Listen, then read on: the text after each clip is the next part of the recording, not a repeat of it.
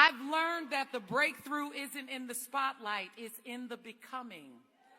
The becoming of a woman who knows her power, who knows her voice, who knows that her story matters. Keep creating, keep becoming, and keep giving yourself grace to evolve. Remember that you are not behind, you are being refined. Do not give up on yourself. It's important for us to walk in our authenticity. That is our superpower. Don't give up. Dream big. I want to jump on here and encourage someone today that even when things look bleak, even when all hope looks lost, you have to learn that we serve a forgiving, loving, graceful God that will, in an instant, change things and work things in your favor. We just have to come to him loving. We have to come to him remorseful. We have to come to him just laying down our pride and just ask for mercy and grace over our lives. Like, hey, God, I know I've sinned.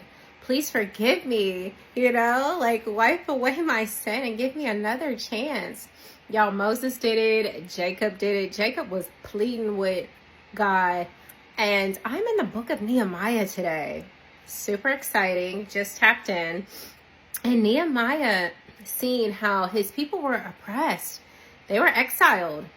They were taken over. The land was taken over. All of that milk and honey, all of that their ancestors had been promised and worked so hard for in the wilderness for 40 years, all of that was taken away because of their disobedience, because they chose to worship and idolize other gods, similar to the way that we do as millennials and Gen Zers here in 2025.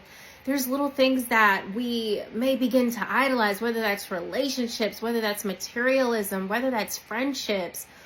We place these things before God, and ultimately we are hurting him and we are abusing his grace and mercy. But Nehemiah showed us that he didn't want to take no for an answer, honey.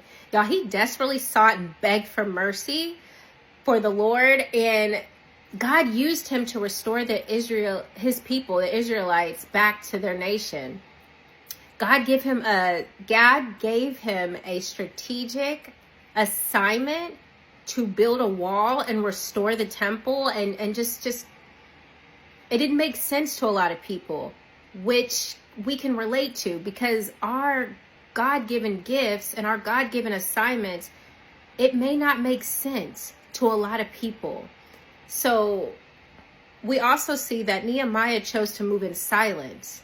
Why? Because the more God downloads into your brain, if you push this information out too quickly, before you're fully grounded, before you're fully rooted and planted, then this can ultimately deter you. Satan's going to send his little minions to just deter you and stray you away, But Nehemiah knew to move in silence. I take my guidance and all my directions from the Lord, and I'm going to move in obedience to do the assignment he has for me here on earth.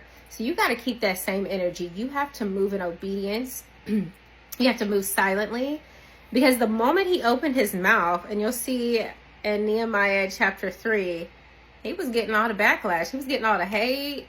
And you're going to have that as a Christian. Look what happened to Jesus and all his disciples. There's going to be a lot of people that don't understand your calling, that don't understand your assignments. And the enemy's going to move through them to make it completely miserable. They're not going to just sit there and congratulate you all the time. There's going to be moments where you receive backlash, where you receive negative commentary, but you have to be like Nehemiah in that moment. You have to keep your eyes locked in on the Lord. You have to stay focused and just remain obedient and move. When he tells you to move left, move left. When he tells you to move right, you move right.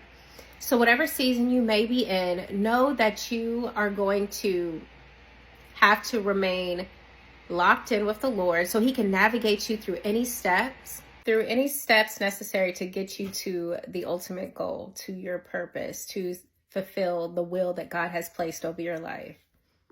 I pray this message touched someone. I pray it helped you. And I pray you have courage to move past fear, to move past doubt, to move past any negative commentary that's coming your way, and just stay locked in on the Lord and your assignment. You all have a beautiful, blessed day.